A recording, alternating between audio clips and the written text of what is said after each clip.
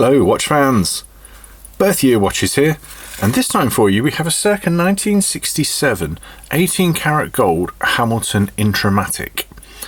Now this uses the Buran movement, the micro rotor movement, so you get a thin case despite it being automatic.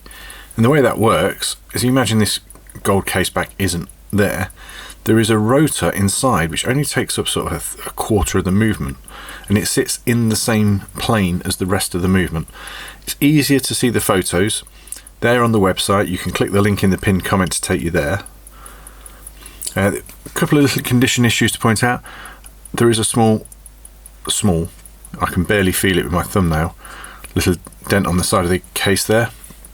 The dial feet look like it's been pressed upwards on the dial there, so it's raised a pin up, and there's a couple of small marks at the centre.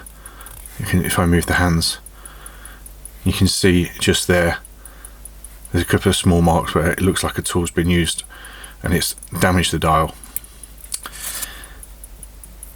It's a new strap and buckle. It's not an 18 karat buckle. This has female lugs.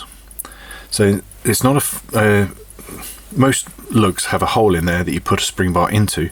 These have little things, so it's probably, you'd probably call it male lugs, and it uses a female spring bar. That's probably the better way of putting it, because one's got holes and one's got things that stick out.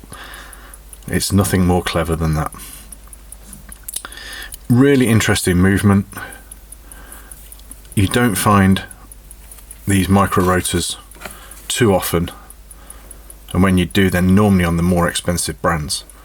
Even in 18 karat gold, which obviously is a very expensive material, this is still way cheaper than if you were to get a micro rotor on, say, a Patek, or there's not that many companies that still use them. In honesty, they're not as efficient as a full rotor automatic, but that's the compromise. That's why you get the thin case. A nice dress watch with dates at 6, which is nicely balanced on the dial, and available now at birthyearwatches.com. Thank you for watching. We'll see you again next time.